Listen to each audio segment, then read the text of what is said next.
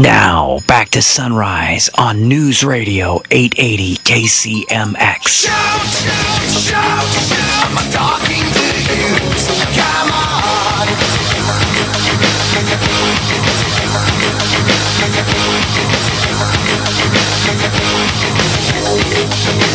Shout!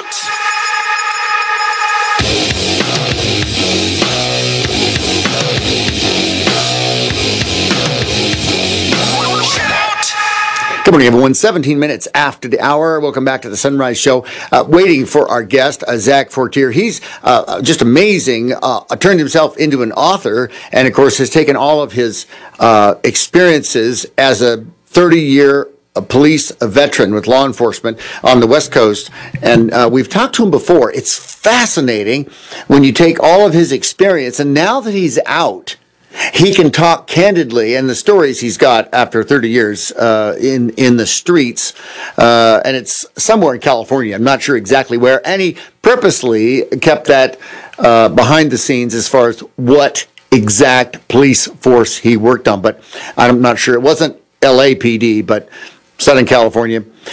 Interesting, though, with all the stories that he's written, and we had him on last time to talk about his Curb Check Reloaded, his Curb Check Reload, and you can go to his website, zachfortier.com. Fascinating, only from the standpoint of he barely got out alive. And the Street Creds was his second book, and then third book, Curb Check Reload, which is what I've got. And then he didn't realize that he was suffering from PTSD and the violence that it takes to work the street. And he got out and, of course, has made himself better now. And actually, the writing started as a therapeutic move. Pretty interesting. But this latest book, in fact, I talked to him last year on the show, and he was in the middle of doing the interview for the book he was writing about Raymond Washington, who's the undisputed creator of the Crips in Los Angeles. And it's just fascinating. Started, 69, and of course this was back in the riots, and when he was 12 years old, that first night of the LA riots, on his birthday, August 1960, would have been 65, because he was 12, he was born in 53, but he became and they called him Raymond, our righteous leader, and of the Crips, and it was originally designed, from what I'm reading in Zach's book, originally designed as the Crips to protect the neighborhood and protect people that couldn't protect themselves, much like the Black Panther Party was designed to do. The Black Panther Party was in Los Angeles, even, believe it or not, back in the 60s, offering free breakfast on Saturday mornings, I guess, for families to come out. And just fascinating when you talk about that. Let's get a call coming in. I think this may be it. Good morning. You're live on the Sunrise Show. Hey. Hey, Zach. It's Craig. How are you, sir? I'm great. Thrilled to have you on. And I just kind of did the introduction. And Zach, it's amazing. Of course, your 30-year career in law enforcement on the West Coast, and what your most recent book, I Am Raymond Washington. I was able to read through it, and it was just interesting how Raymond Washington, he started this, I mean, when he finally started the Crips, 16 years old, right. and then it basically was in power for 10 years, and he was assassinated by someone of his own in 79. So from 69 to 79, from age 16 to age 26, but everything had transpired. He'd gone to prison for a couple of years. He had 3 children. But it was interesting, in Los Angeles, after the LA riots, he was the undisputed founder of one of the most notorious, deadly, prolific gangs to ever dominate Los Angeles, the Crips. And it was interesting, Zach, your investigative reporting, if you would, finding and double-checking everything, and this was so interesting, the power of myth. Because right. Just like yeah, I don't know how many people are going to agree with that, but I thought it was really a kind of a profound moment reading that and realizing what he was saying there and how it applied to the Crips. Exactly right. And it was interesting as we deal with gangs here locally and law enforcement, both sheriff's office and, city police, people ask and they talk about why do people join gangs? And the immediate answer is, well, they want to feel like they belong to something. They don't have a family. They're out on their own and they want a family. But you found through that's the exact same thing they told you in your law enforcement days. Right. But you found differently in this book by Joseph Campbell, the power of myth and why do people join gangs. So I want to have you answer that question. We've got a break coming up in the next minute or so, but it was amazing that you traveled out to California and interviewed family members of Raymond Washington. That had to have been incredible. It was, and not only just family members, but guys that he lived next door to, guys that were in the gang. Guys that basically still to this day, they're very emotional about this guy and how important he was to them and what a leader he was and what he brought to their culture. It's just really fascinating story. Well, it is. And the whole issue of the Crips and why they were started, and I was just talking about that when we got you on the program, is that they were kind of emulating at first, Raymond Washington was emulating the Crips to be after the Black Panther Party where they took care of their own Right. and just protected their interests instead of being this crazy, wild, out of control, taking over countryside. But, ladies and gentlemen, we've got Zach Fortier on with us this morning. You get to his website, zachfortier.com, and we'll talk more about that when we come back. His recent book, I Am Raymond Washington, it's fascinating. It's on Amazon. You get to his website or find it on Amazon. We'll be right back on the Sunrise Show. The Bloomberg Market Update is next. Stay tuned after the break. Raymond Washington is the next one in his, I wouldn't call it so much a series, but Zach, this is fascinating. Of course, a 30-year police career and retired. And of course, we've talked about this before. We had you on related to, you've done everything, gang, canine, Yep. drugs, investigator, detective, the whole work. And then you got out and you realized PTSD, you've suffered through that and you've built yourself back by writing these books. And I've got a copy of your Curb Check Reload, and it's story after story after story. It's fascinating. And of course, your other books, Curb Check, Street Creds, and Hero to Zero. And Zach, this latest book, is this, I guess this Raymond, I Am Raymond Washington, it's out for publication. It's on Amazon, correct? Right. It's ready for pre-order. The paperback is being finalized probably today or tomorrow, and then it will be out. Amazing. Well, then you traveled to California to get as much testimony and firsthand information as you could, and you went through this, and we were just talking about this before the break, the power of myth and why do people join gangs? So talk about this book by Joseph Campbell, and he finally answers it in the book he wrote, The Power of Myth, because why do people join gangs, Zach? Well, the common misconception is, like you said, people think that the kids join gangs because they got bad families or whatever, which is really ridiculous because gang life is nothing like family life. It's brutal. Right. And it is basically warfare. And to think that you're joining because it's a family affair is just almost obscene. But I think the reality is that kids and adults join gangs for the same reason. There's sports, there's MMA fighting, there's all this stuff. They need to be challenged. They need a sense of who they are and what they're capable of. And reading The Power Myth by Joseph Campbell, he makes these comments about what happens to a culture that loses its mythology, it loses its ethos. Right. Which basically is its code of conduct. It's unwritten code of conduct. And it just kind of hit me. It's like, wow. That's what's going on with this. Well, exactly. And you've been through law enforcement, and you mentioned in the book there's gang seminars and gang conferences throughout, and right. Law enforcement and city officials are trying to understand this as they fight back. And the fact that gangs make their own morality, and this Right. whole issue of loss of tradition and loss of mythology. It was interesting when Raymond Washington, who had created the Crips in L.A. and finally 69 or whatever, but Right. people would call him. August He of would 69. exactly. He would roll up, and the gang members would call him Raymond, our righteous leader. Right. And I got to tell you, man, the first time I heard that, I was like, that has got to be the biggest line of crap I've ever heard.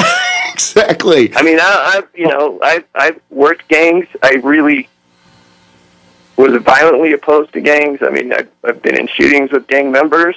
And to hear this was just, like, ridiculous. And yet, over and over and over, I heard it, and in all these separate interviews with guys that really had no affiliation with each other. And finally, it's like, you have to accept this. This is how they viewed him. He was so important to them. He was revered. He was basically worshipped. Exactly. And he He had was this amazing, charismatic personality with these leadership skills. He was just a really remarkable guy. You just cannot deny it. The more you learn about him, it's like, wow, this dude is just amazing. well, and he was. He loved to fight. He was very physical, but he also was a protector of the neighborhoods. And this is why that correlation between the Black Panther Party, they would wanted to protect their own because they knew the cops would not come into the neighborhood and they wouldn't get any real, true Right. protection. And I'm not saying this is to bash the cops.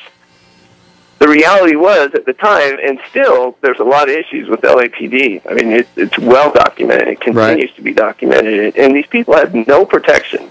And they had white gangs coming in and just beating them down, just whenever they felt like. And they had to form some type of protection. 'cause Some type of cops weren't protection, coming. yeah. They just were not coming. We're talking with Zach Fortier in his book, I Am Raymond Washington. We're going to talk about what that means. I am Raymond Washington, and these are the Crips. When we come back, we've got take a break. ABC Sports is about 4 minutes away, but I'll tell you what, natural leadership, showmanship, brutality, Raymond Washington, the originator of the Crips down in Los Angeles, and it's never been solved. It's number 8 in the top 10 cases, and it's the 4th biggest cold case in America. We'll be back on the Sunrise Show. Now, back to Sunrise on News Radio 880 KCMX.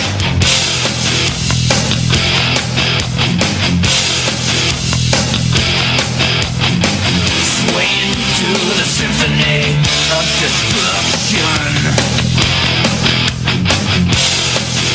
Good morning, everyone. 47 minutes after the hour, and holding author Zach Fortier over. You can get to his website, zachfortier.com, and his recent book, I Am Raymond Washington, and his other books. And what makes this so unique, Zach, I'm going to brag on you a little bit, is his 30-year in law enforcement and the fact he's done it all.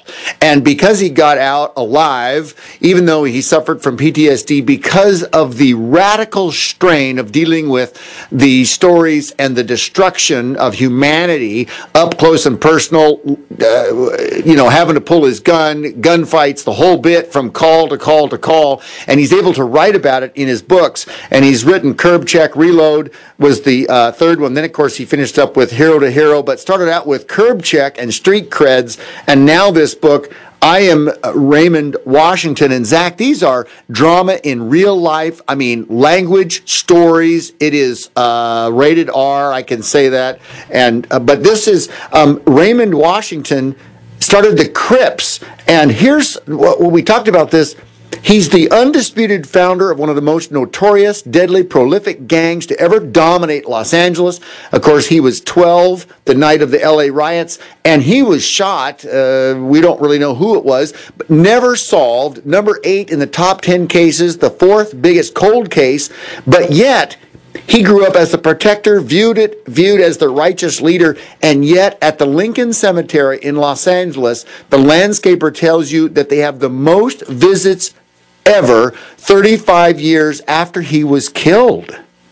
Yeah, that, I mean, as a law enforcement guy and going into this, I was very skeptical.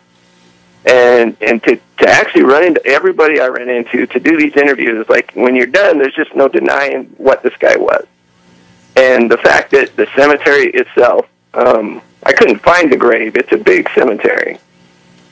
And I finally gave up and went to the guy that's doing the grass, and I said, can you help me? He said, I doubt it, man. We've got thousands of graves here. Who is it that you're looking for? And I told him, he goes, oh, yeah, I know who he is. I said, what? He said, yeah, he gets visitors all the time. He's one of the most visited graves in the place. Now, he just walked beeline across the cemetery, knew exactly where it was, like spot on.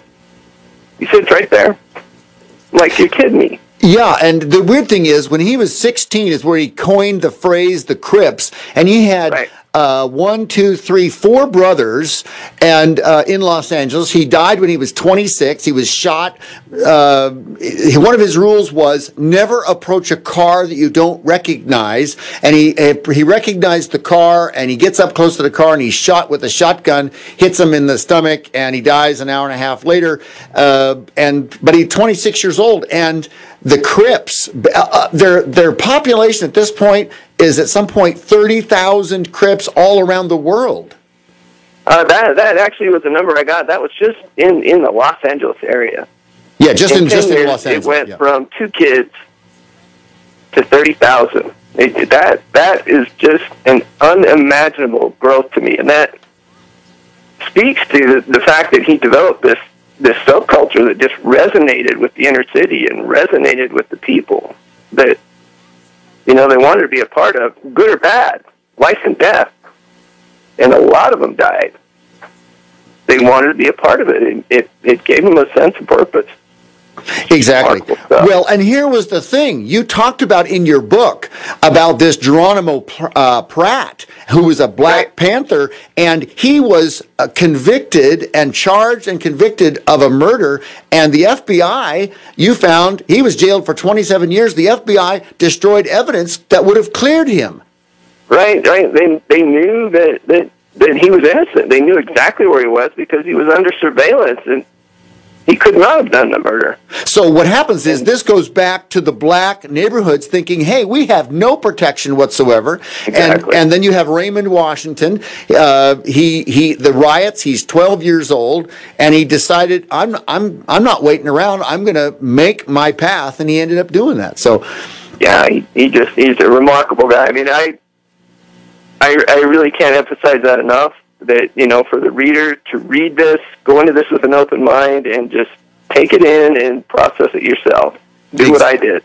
Exactly right. Well, you're going to be surprised. You're really going to be amazed. Yeah, and this is the recent book, Zach. You can get them on. It's on Amazon. I Am Raymond Washington, and I know why he said that now. His flamboyance, along with his leadership and his showmanship, was amazing. Right. I'm truly amazed. But at the same time, the brutality, the killings, the brutality is also you can't overlook either. No, you can't. I mean those were the tools he used. He was a skilled fighter and a tactician and a warrior, but he was also a mentor. And if he could reach an agreement through mediation, he would. But if you crossed him, it was just really not a good idea.